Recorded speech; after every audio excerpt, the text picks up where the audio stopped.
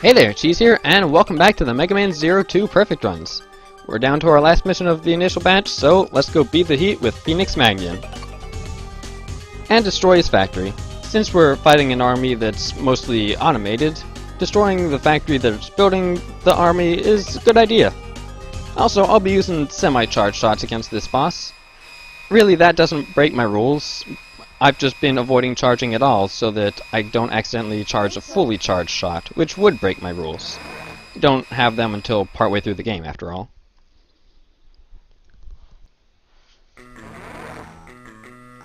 I've heard this referred to as desert metal. I don't know much about music genres, but boy, I like it. Anyway, the two traditional weapons, Saber and Buster, should be plenty for this stage, so let's just plow right on through these poor Pantheon hunters into the front door. Hello, we're here. These are telebombs. As you can imagine, they explode violently when they hit a wall, a zero, or an enemy, and can destroy any of them. These Pantheon hoppers, they are too low to the ground for your Buster to shoot, so Saber is pretty much perfect for them. And using that here, we learned that Saber can send these telebombs off in all sorts of directions. We'll be making use of that soon enough. Here's one of the 4 reactors that we have to destroy. This one's pretty much a pushover. The mission ends only when you've destroyed all 4, so mission points this time are kind of a gimme. Pretty nice. And here's where we need to know about how to use telebombs to our advantage. There used to be a signaloid here. That's one of those cannons we saw on the lower path that just uses a flamethrower and then fires off a fire shot. We've destroyed both of them off camera with telebombs here, but they don't really do much here. Other stages they'll do more and fire off different things. And here we have our second reactor. Since the shots bounce now, you can't just stand on the ledge and be safe, so jump and slashes from below work best. Remember the layout of this room a bit, but hurry up! We've got a game of Space Invaders to play. These are called Toy Tank, and you can just let them pass by and use these containers to keep yourself safe, but if you want to win, you gotta destroy them all. There are 3 waves of them, each moves faster than the last, and you gotta destroy all in one wave to move on to the next. If you can destroy all of the toy tanks in every wave, you get a chance at a special prize. It's held inside the U4, which is like one of these, but you only get one of them and there's only one shot at it, and you have to hit it with a charge shot. Let's see if I can do it. Yeah! Get yourself a special cyber elf that way. And on to the last 2 defense or turret or generator things, one right after the other. The final one has shots that split when they hit the ground, so gotta get into position real quick.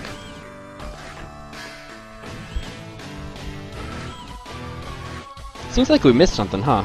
Don't worry, there'll be extras. And be sure to time your jump slashes carefully. But there we go. Now all that's left is to fight the boss, Phoenix Magnion. The way he works, he teleports away as soon as you try to attack him and can't take damage until he's teleported away. And then gets back into I'm going to teleport soon mode pretty quick, so even if I wanted to, fully charged shots would be very hard to hit with. In fact, I find that out of all of your options, partially charged shots are the easiest to fight him with. Unless you have like a fully charged shot and the thunder chip, but that's just too overpowered. So basically, I'll be using semi-charged shots for this, and it's fine. Aha! This is kind of like a big game of whack-a-mole in many senses. You can stun him out of whatever he's doing just by shooting him. This, though, this deserves mention. Only one of the 4 is true. The others you can pass right through them. But all of their attacks are real. So you gotta get out of the middle. And the real one, you can still crash into it, so always fire off a shot to try and stun him out so you don't accidentally bash into a real Phoenix. When he moves backwards, he'll be doing this. You can make him fly above you, but I find a bit more action works better for me. If he moves just straight up, oh, if the stage rumbles, this will happen. The plant will overheat and explode like, well, any OSHA agent who will come here.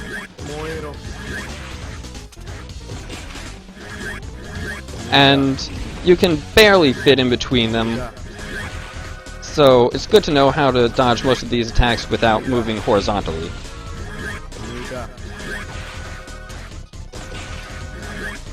After a certain amount of time elapses, Phoenix Magnion will stop waiting for you to make him teleport and just start attacking relentlessly. Also, after half health, he can use this, his EX attack. He's invincible, and he appears at your level and tries to run into you. Jumping will keep you from being cornered and will keep you from having to move in case of, you know, flame pillars. He's probably delayed enough now that he's going to be attacking relentlessly, so let's end this fast, shall we? Uh-oh. Bad news. I don't know if I mentioned it, but if he appears directly above himself, he'll be firing off feathers. If he appears anywhere else up high, he'll be trying to swoop at you. Uh-oh. You definitely want to lead this overhead. I'm getting nervous! Eee! Please continue until... Okay, it becomes very frantic once he stops waiting for you. Especially when he gets to combine Peanuts and Cracker Jack. Okay, he's done. Okay. We're good. We're good. Once he starts going haywire there, and the floor can just erupt at any moment, it gets pretty tense. But this game of whack-a-mole is over. That's what it feels like, anyway. Considering you can stun him out of pretty much anything you can do. Didn't fire off any fully charged shots that would break my rules. No damage, and I think a score of 100. We did pretty well, and we're a lightning gunman now. Oh yeah, my favorite, my usual. And we got his EX skill, the Ten Shozan. Not a bad haul. And hey, we finished all the missions too.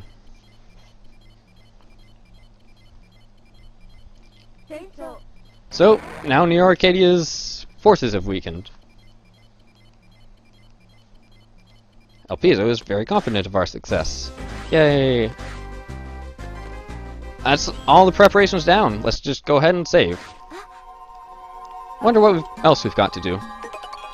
Oh well. That's a question for another video. For now, we've got outtakes and extras to deal with. And boy, if you thought there were extras before, just wait.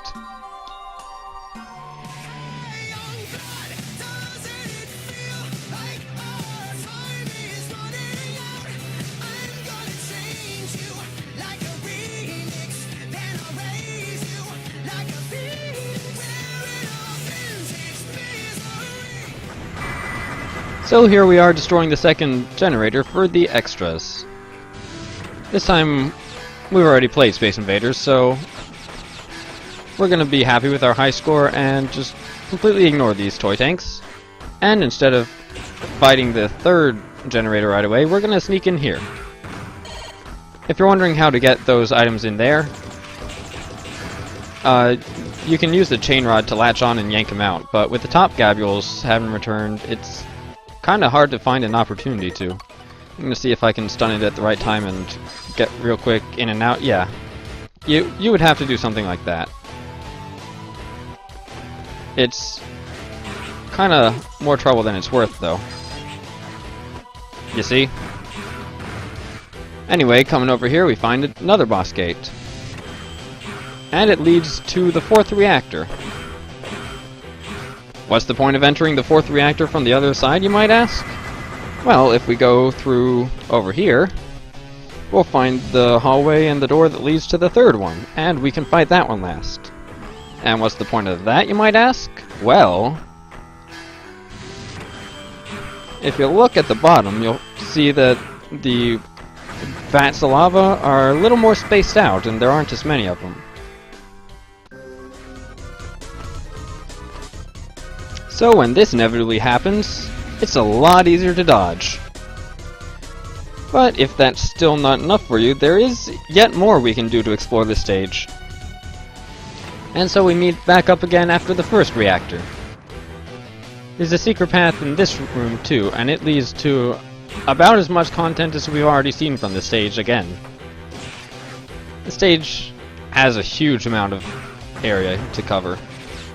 So, use a telebomb to open up that little area, that wall, and down the ladders we go. There you have a whole mess of pipes to burst our way through, and some more top gabules.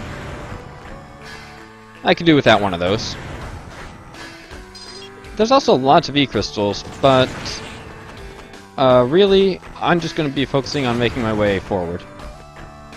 Usually there can only be 2 telebombs on screen, I thought, but we've seen 3 there just then. Also, there's yet more extras down there. I'll be doing that later, though. Because this, I might as well treat this as, like, another run. And try and do this no damage. After all, it is a perfectly viable way of getting through the stage, so, yeah. If you want some, there's some health there that you can grab with the chain rod. And there's actually a couple of panel cannons. I kind of forgot they were in this stage. Don't let that one catch you off guard. All these platforms are going away. And a mid-boss. This stage actually had a real one. It's called... what is it called? I'm gonna have to actually check my notepad. But it just spits bubbles at you that you can shoot down with the busters super easy. And then kind of climbs down the ladder and hopes you follow. I think you can just stick to the right wall when it does this to avoid its claws entirely. In fact, there's another attack where it slides down without letting go. And that's pretty much the only way to dodge that one. Let's see if it'll do it here. Yep, it sure will. Yo, get back here. And now that I've shown that, I'm free to kill it. Shouldn't be long now.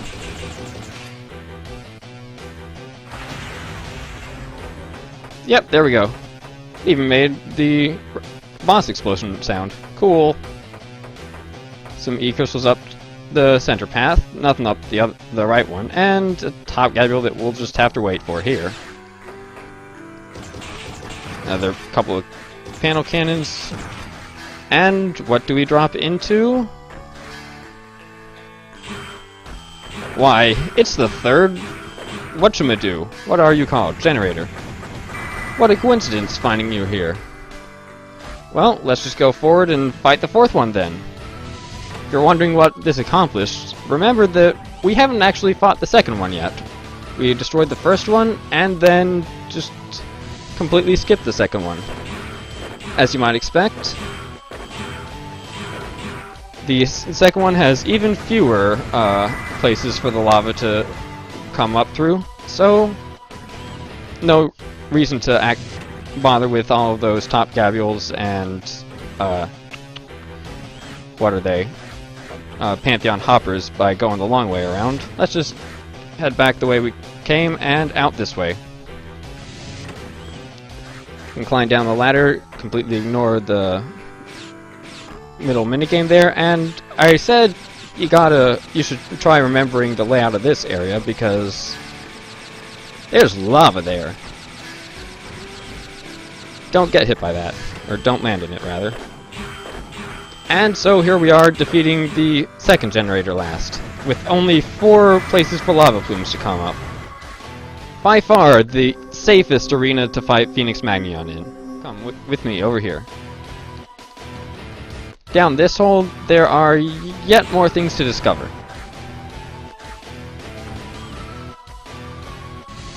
Particularly, a golem type F.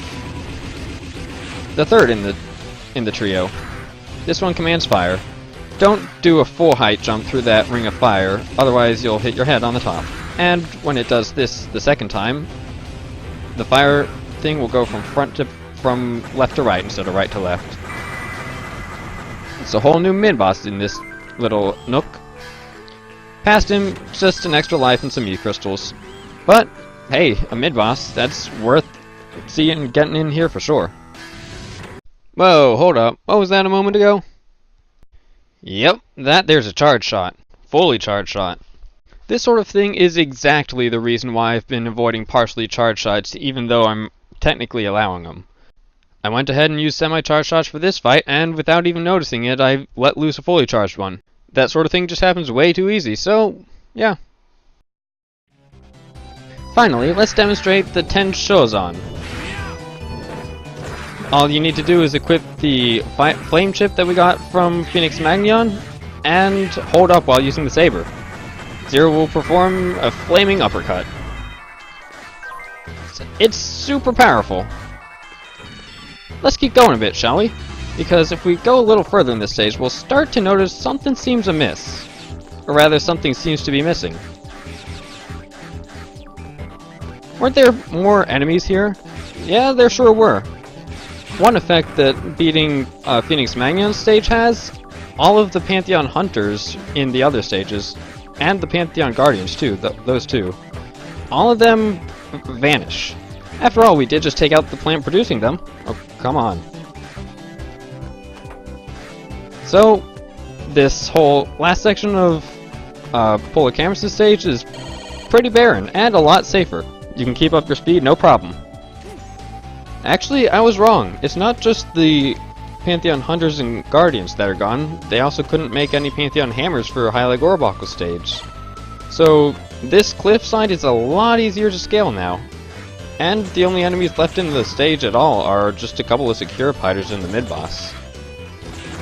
Makes a big difference here. I'll admit this is more for thoroughness' sake than anything, but here we are back in the train stage, and it's a little hard to tell, but there used to be Pantheon Guardians running around all over the place here. Now they're gone. This is the last stage that beating Phoenix Magnion stage effects. Also, with the 10 Shozan in hand, I'm able to cut through these carry arms and spikings like butter when I know they're actually coming. Quite nice. Anyway, that's it for the extras. On to the outtakes. Oh, there's some health down there. They're actually quite useful, but also... Whoa! You wanted that! Goodness! Down there are a bunch of signaloids. Oh, that was an extra life. Uh-oh. I haven't actually... That's the very first one I've seen in 02. Anyway, signaloids just... In this stage, they fire off a bunch of fire shots. Other stages, they can do other things, but they're not much of a problem for now, as there are only a few that are actually in our way. We destroyed one of them with a tele-bomb, and it came back! Haha! EK. That extra life was trying there. They're the flamethrower robots that we saw on the lower path earlier. They have a flamethrower that they use, and then they fire off a normal fire shot. That's the spike. It's pointy and it kills you. And then we'll be fighting the boss. I also gotta time your... Oop, that was a little early. Thank you. It's a tiny gap, but I think, yep, I can barely squeeze through. And into a bomb. Needlessly dangerous. Plenty of E-crystals you can grab, but I'll just be making my way into a... Greed is not good. And actually panel cannons are in this stage, I forgot about that.